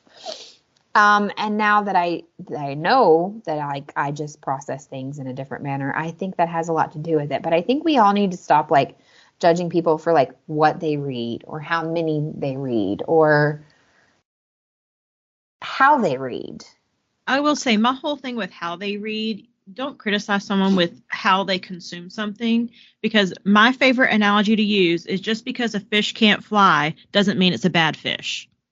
Exactly. Don't criticize someone for something that you may view they're doing it incorrectly. They're still consuming that media. Mm-hmm. That'd be like saying never mind. I'm not going to get into that. I'll get heated, and we don't want that on this podcast. That's what I love about you is you're not I don't know, your love of books surpasses how someone takes it in, basically. You just want someone to enjoy books and reading. And for my son, for example, he loves to read, but he it's hard for me to do this, or it's hard for me. Like, he was very interested in the Lord of the Rings, and he was going to buy himself the complete box set, and he ended up buying it because he liked how the editions that he bought, it was more of like for a collector's viewpoint of them, because it was like the embossed, like they're really pretty. Yeah. But he also used 3 of his Audible credits to purchase the books, because he's like, I don't have the attention span that requires to sit and read, and like read the words, especially because it is pretty, I mean, if anybody's ever done Lord of the Rings, you know some of those words are, I mean, it's a made up, there's a whole dictionary for his works. There's a whole language in there that is not English. Yes, and there is an entire dictionary for Tolkien's works, like if you want to understand it. So he's doing them on Audible. And that also kind of spurred me wanting to say this, because his brain just processes things differently, and he can't always hold a book, and he prefers like mangas and graphic novels. And he even at 16, he still some of the more like Diary of a Wimpy Kid style. He doesn't like those specifically, but that style where there's like silly drawings in like the margins and stuff. Yeah. Because I think it's something else for him to like, he can kind of squirrel. Yeah. So I just want to encourage everyone, because it seems to be a debate in like everything anymore. And that's like how people read. And like that one girl, it kind of broke my heart when she was like, well, I've only read 15, so I should probably not be here. And I was like, no, don't let anyone ever make you feel that way. I don't care if it's audiobook, if it's this or that, or I don't know. The thing I thought about that I loved, that I think Janice said this, that she said, so a person that reads Braille, would you tell them they're not reading? Exactly. So they listen to audiobooks because, you know, they need Braille. Would you tell them they're not reading? No, you wouldn't. People get on my nerves sometimes. I know, so judgmental. And don't get me wrong, I think we as humans all have a tendency to be judgmental or toxic, right? Mm-hmm. But let's just, if nothing else comes out of the craziness that is these first 15 days of the book world of 2023, let's just be kinder to each other. As Selena Gomez says, kill them with kindness. Kill them with kindness. So we're going to try to have a better year. With that, are there any books that you have completed or are really excited about that you would like to share with the boys and girls of the group today? Yes. If Goodreads can cooperate with me. I know it keeps going down on like my computer too. Like, I don't know what is going on with them, but they're causing some problems tonight. I will, but while I'm waiting on Goodreads to get its crap together, I did pick up one book from the library over break. Okay. It is called The Silent Patient. Ooh, I've heard by Alex Michaelides, I think is how you pronounce his name. Michaelides. But it will be my next read. I am super duper excited. So that probably means I will start it tonight because I'm going to finish The Appeal tonight. And then I, of course, went to our favorite bookstore and I picked up 2 books because they had a half off all hardcover sale. So this one is a hardcover. We don't want to talk about that. I got left out of it. I'm a little bitter about that one right now. I don't blame you. You should be bitter. They made me and a lot of the book world angry on the first day of the year. So for those that don't know, normally Barnes & Noble on the first couple of days of the year, they have a half off hardcover sale among other sales, but the half off hardcover is like the big one. And it's always been in stores. It's all hardcovers. And then online, it's a specific set of hardcovers, which is a little unfair, but I guess I get it. As they probably have to keep certain ones in stock. Right. And I'm sure publishers pay to have their books part of that promotion as well to get their authors out there. Right. So I get it. Is it fair? No. But for some reason this year, they did not include that with the online sale. No. Well, okay. So they did at first. Like, they did? The website. Well, here's what happened. I went to the website. It said it was happening.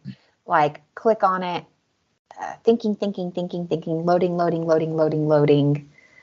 and then like put the stuff in my cart and boom, no, it's not on sale. And I thought it was me. I thought I had done something wrong or read something wrong. And I just said, forget it, because number one, for me to order from Barnes & Noble, I also have to be patient because it has to come to my military address, not my German address. So it takes like 3 weeks, 4 weeks. I think the last year when I ordered from them, because they did offer several things at 50% off. I think I spent less than $100, and you and I were comparing like how much did we spend, but it took me like a month and a half to get all my books. But this year said it was going to happen. I clicked on it, put my stuff in cart, waited. And then like it was all full price. And I was like, nope. So I like backed out and then thought I misunderstood something. And then there's a book group I'm in on Facebook. And there was just threads of people asking, did this also happen to you? Did this happen to you? Was this like, and so I don't know what happened, but Barnes kind of pulled the rug out from underneath everybody and was like, just kidding. So yeah, if you got to go to the store, congratulations. Sorry to bring out your anger again, Miranda. It's okay. With that being said, I picked up Ithaca by Claire North. It's another Greek retelling. I don't know why. I've just been kind of in the mood for the Greek retellings over the past, I'll say, couple of years. They've gotten really big. So I will be part of that audience. They've gotten really good because I also just bought a Greek retelling the other day. Okay. But this one's about Penelope. It's just they got good or better. But this one's about Penelope. For those who don't know, she was married to Odysseus. So I'm excited to read about that. And then I also bought the viral book, Cain's Jawbone. Oh my it's gosh, the one. I keep wanting to.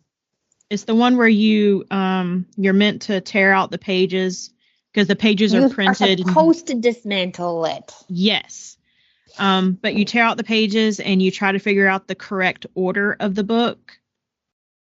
I have not begun my journey on that yet, but it is here and waiting for me. Did you know, because there were so many people that did not want to dismantle the book because they were struggling with it like I was. And then for a while, if you remember, it was out of print because thanks to the Panini and the TikTok combined, basically I couldn't find this book anywhere. It was sold out again. Yeah. Because people had time, right? So somebody has made a set of cards, like large, like playing card material, but large, obviously, because there's writing on it. And it's so that you can like pin them to a murder board and move them around and slide them around on a table because that's what you're going to be doing a lot of. So it's all of the book on these cards that you don't have to dismantle the book or buy multiple books. Because I had another girl say that she had to buy 2 books, one so she could read and one so she could place where she thought the pages went as she was reading. So there's a set of cards for it now. And I was like, that's interesting. Mm-hmm. I'll find the link and send it to you. I want to say they're like $35 with shipping. But the fact that you could redo this, kind of turn it into like a game with your friends. Well, it's not a book though that you're taking apart. Like I feel like because I would pay $35 for a board game, right? So yeah, but the book I'm supposed to dismantle was only $12. Right, but now I don't have to, and now it's not book pages that if they get wet they're ruined or yeah. It like makes it if you're one of those people like weird me that is like, wait. In my head, I want a murder board with the lines and the You want to be the meme. Yes. That's what I want to be. Let me have that, okay? Okay. Well, are there any books that you have recently acquired you want to mention? So, book that I finished that I would like to mention is When Women Were Dragons.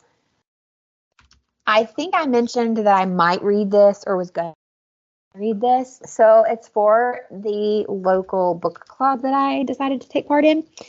And it was our first book for the year. We don't actually have the discussion for it until 2024. the 23rd. I was trying to think. I was like, the 20 what? I don't think we have it till later this month, but it's a kind of feminist tale that I am totally here for, and it sets place in the 1950s. So it's historical fiction because it's dragons. But the way you read it, it makes you feel like dragons really could have been, if that makes sense. Like this could have happened. So it takes place in the 1950s. It's the first adult novel by Alex Green. She wrote The Girl Who Drank the Moon, which is just so beautifully written. It's considered, I think Girl Who Drank the Moon was considered middle grade. Wait, it's very well written. I thought Kelly Barnhill wrote When Women Were Dragons. Oh, yeah, sorry. Alex Green is the character. Sorry. Okay. My brain was jumbling. Yeah, it's Kelly Barnhill, but the character is Alex Green. So she's the main character of the book, and she's a young girl when it starts. And it's basically, it's 1950s. And then one of the most main events or biggest events happens. It's the mass dragoning of 1955. And that's when hundreds of thousands of ordinary wives, mothers, sprout wings, scales, and talons. From the synopsis, I was led to believe that it was just like mothers and wives, but no, it was just like women. What I loved about this book is it's inclusive, and it even talks at one point about like there were all kinds of women that were taken or mass dragoned rather. So like maybe they weren't born woman, but they're a woman.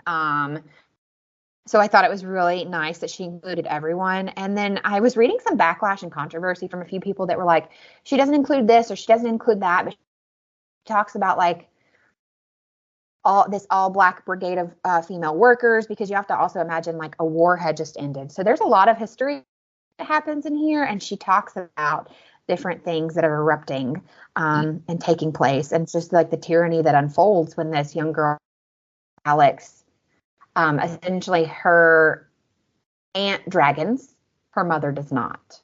You will quickly hate her father. Later down the road, you kind of feel for him in a little bit of a way. It doesn't excuse what he did.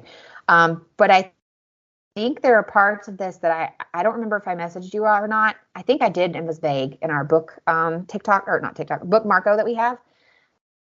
And I said that there were parts that made me so seethingly angry. And I remember that. Saddeningly, I don't think that's the word I'm trying to use. But it's because realistically, that's how women and minorities were treated in 1955. And I think that's what made me the maddest. And it wasn't at the author. It was at the fact that part was real. That part was an accurate representation of something. What I think I loved so much about this book is it's just set in the everyday world. That's what made it so believable. And so there's a girl that wrote a great review for her blog that I read, and I resonated with her so much when I was reading her review, because she, like me, one of her things is it's set in a world that we all know, because we may obviously, none of us were alive in the 50s, but we have parents and grandparents that were. We're not that far removed from 1955. And in some ways that's unfortunate, but in the manner of reading this story, because we know things, we've seen pictures, we've seen video, of 1955, and just those time period in general, because we go all the way up to like this, I think it's in the 70s at one point. So like those are things or eras we're all familiar with. And I think that's what in turn ended up making this book kind of like so wonderful. And then it's got dragons, for heaven's sake. It's just fantastic. And at one point she's talking about her, because the dragons happen and they all disappear.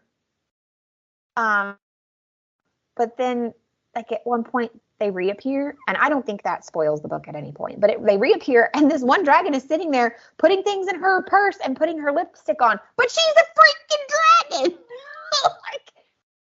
And they're just having a conversation like if she was still human. I think it's a phenomenal book.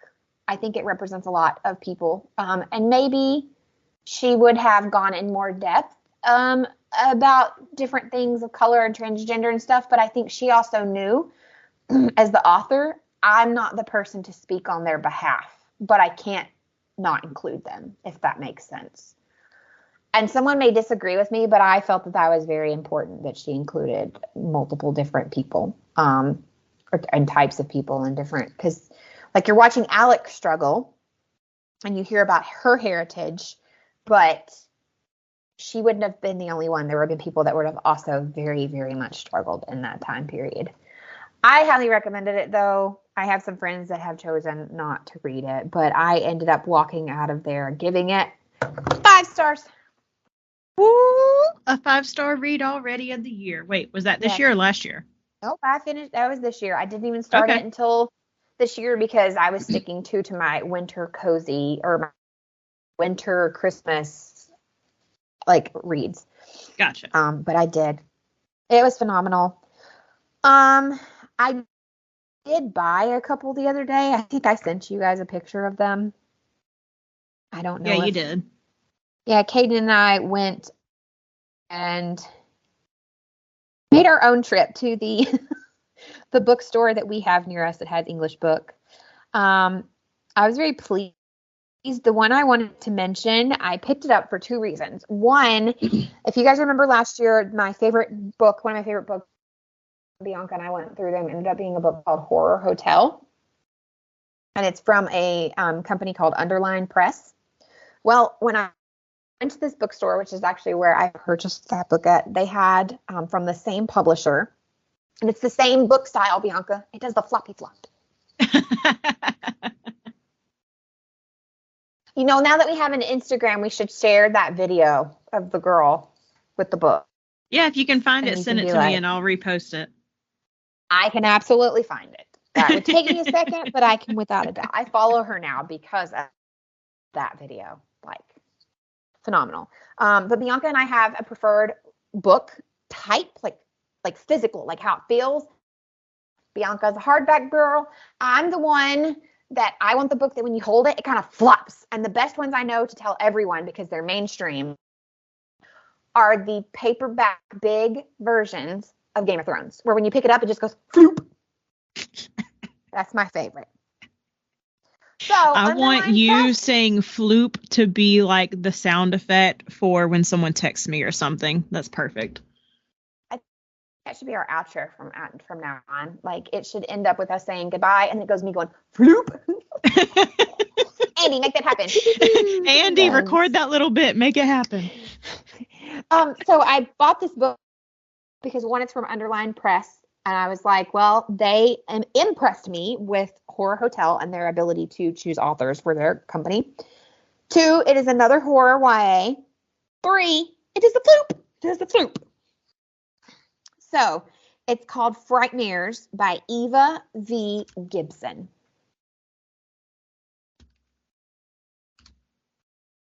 Frightmares. Yep, all one word. I got it. And I won't lie, didn't even read the synopsis. I saw from where it was at on the shelf that it was from that company, and I slid it out, and I could tell it was the floppy one. The cover of this book is nightmare material. It is. No, ma'am. No, ma'am. Mm-mm. No, get that. I'm exiting that off my screen right now. Exit that off your screen. So it's like this Jack in the Box with this weird, almost detached clown head coming up out of the Jack in the Box.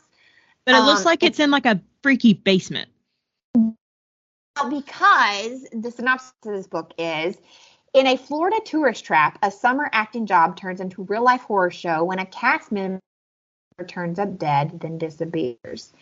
This nail-biting story is perfect for fans of Fear Street. Dave is spending his final summer before college working at Frightmares House of Horrors, a struggling haunted house attraction held together by malfunctioning killer clown mannequins, a cheap replica, and an Annabelle doll, and a lot of improvising. After a particularly disastrous shift ends and employee walkout, Dave reluctantly takes over a role for his friend. However, he makes a horrifying discovery.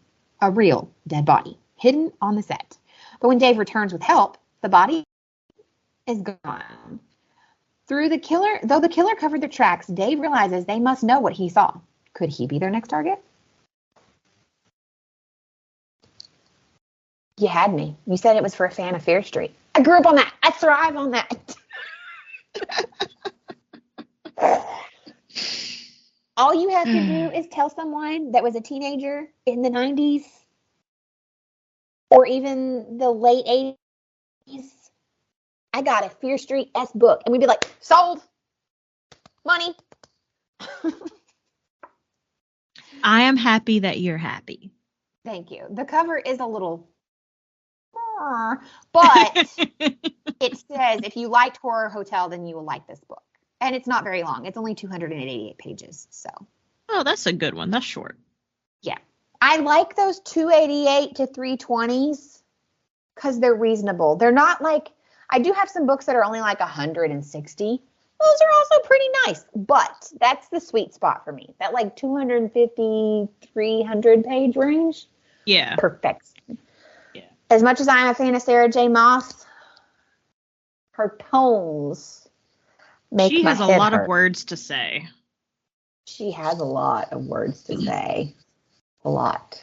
I finally got my Goodreads to load. So did you have any more you wanted to mention? Let me see. Well, I'll just briefly mention that I did finish from our beloved queen. Don't hate me, everyone. Don't come for me like people have been coming for her. But I read It Starts With Us, which is It Ends With Us #2. And It Ends With Us is a book that even though the content is heavy, I really enjoyed the book. And I think I gave it 5 stars back when I read it. But I read It Starts With Us. And I gave it 3 stars. I'm honestly with you. I think I gave it more. I don't remember. I know I didn't give it 5 stars. If I did, I don't know what I was thinking. If you did, you probably didn't mean to, because it is easy to accidentally give 5 when you mean 4 and 4 when you mean 3 on Goodreads. Yeah. So, but I didn't mean, you're not part of this group I'm going to talk about, but I'm part of another friend group, and one of them still has not read it, and the other 3 of us have, and we're all Colleen Hoover fans. But the 3 of us that have read it all agreed that this wasn't necessarily a story that needed to be told. I think it would have been just fine without it. Or yes, maybe a novella and take some of it out. Yes. Because it was we were all perfectly happy with the ending of It Ends With Us. Like, it ended, I won't say like happily. No, and I think that's what I liked about the book, is it wasn't perfect. It wasn't tied up in a perfect little bow in a box when it was done. There was still it went with the story, so it felt complete. Yeah. Like, it was a complete story. And this one, it did give you the nice little bow and everything. I was just like, I didn't need this in my life. People clamored for this. Like, she wrote it because so many people were asking for it. Now, did she do a wonderful job writing it? Absolutely. Does Colleen Hoover give you some like 2-line sentences in her books that are really thought-provoking and make you stop? Like, Atlas has some things to say. Every now and then he spurts out some knowledge that you just stop and go, I needed that. But I didn't think this needed to be told. No, I'm with you. I just didn't think it needed to be done. It's like when you read a book and then go, epilogue. And then there she was holding a sweet baby. And you're like, ah! Not the baby trope. Yeah, I mean, everybody was like, oh, you just don't like, no, I'm a mom. I get it. I think babies are great. If you want them, that's fantastic. If you don't want them, that's fantastic. What I hate is when it's like you finish this whole story, everything's complete. I hate this whole idea that for the story to be complete and the couple to be happy in the epilogue, they have to have a baby. Especially if you just spent 300 pages talking about how you don't want babies. Yeah. So it was like that. And I'm not saying that is what happens, because that is not what happens. But it was like that, where it made me feel like, are you kidding me? I don't know. I'm sorry, Colleen, you're never going to hear this. But if you hear this, I I don't know. I also felt like I possibly could have read this book without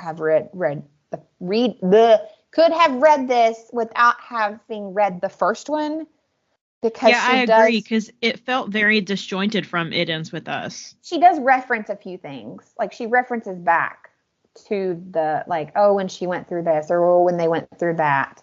But it was just odd. It was just odd. And Ryle got me riled up all over again. So I'm sorry, but I gave it 3 stars. It just wasn't happening for me. And I felt bad because so much is going wrong for Colleen. But, well, there's that to say. So yeah, that's the book I bought. That's the other one I finished. What else did I get? I got something the other day. I was like, I didn't tell the people that. No, I don't remember. Oh, I will say the Colleen Hoover, It Starts With Us. I think I sent you a screenshot of a story from Colleen's sister, who I'm friends with, where she had screenshotted a story from Instagram that belonged to Kylie Jenner. Apparently, she was reading It Starts With Us. Oh, yeah, I remember you sent that to me. I don't know why, because at the end of the day, celebrities are just like us. They're just people, and they have hobbies like we do too. But like, I don't know why I find it intriguing when a celebrity is really into something that I'm into as well. I don't know. I'm like, wait, what? It makes you feel like you influenced them somehow. Well, it makes me feel like, I don't know, growing up, I'm sure you were made to feel the same, where like reading was like, oh my God, you're just reading again. And now you're seeing so many people that are like really big celebrities, or like really pretty popular people, or and they're like, oh, I love to read. And people stop for a minute and they're like, oh, that's great. And I'm like, where were you when I was in high school getting picked up for? Where were you 20 years ago? Right. Over 20 years ago. My high school reunion for 20 years is this year. Okay, well, while Miranda has another existential crisis, I'm going to go over... It's okay.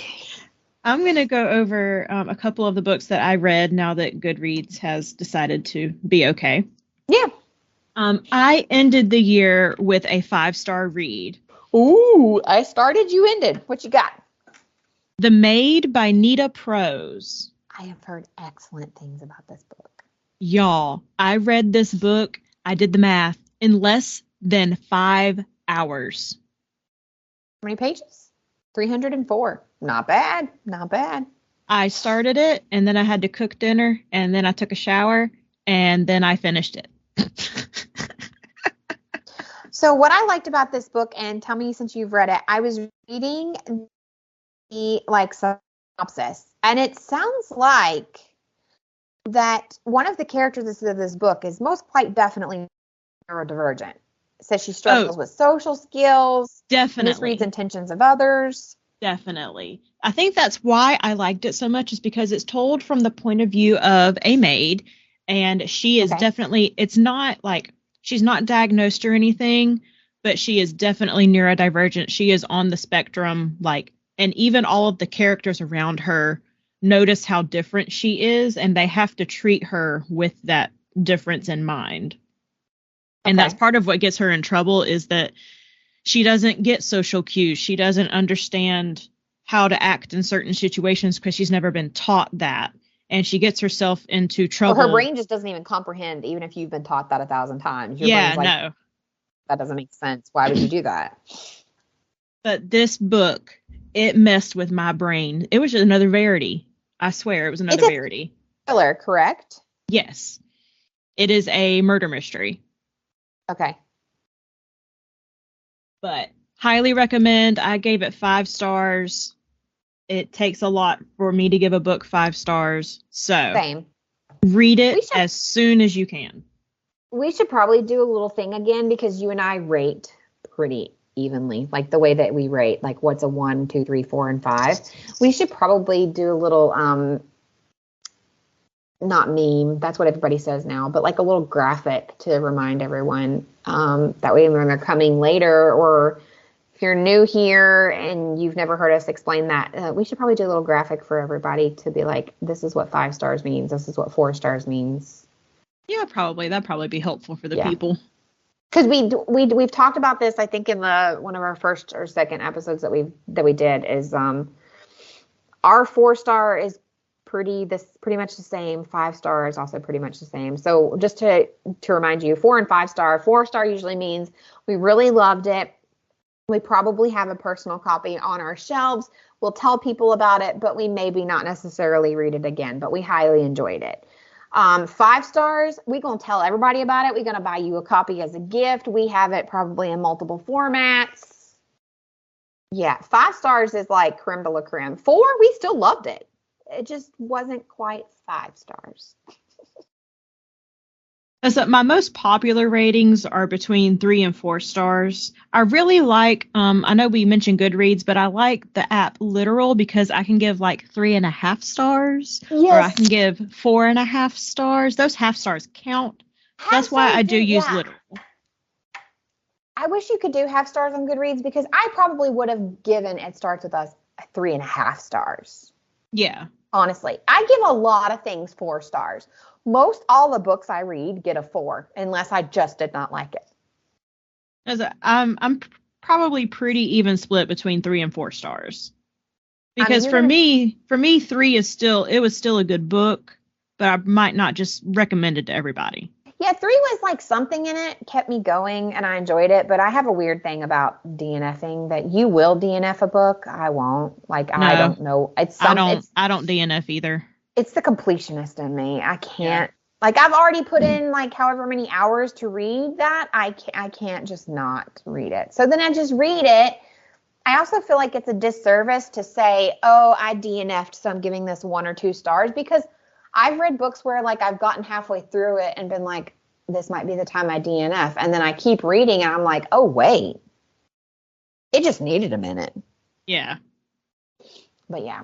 But with all that said, please go read The Maid by Nita Prose. Oh, for sure.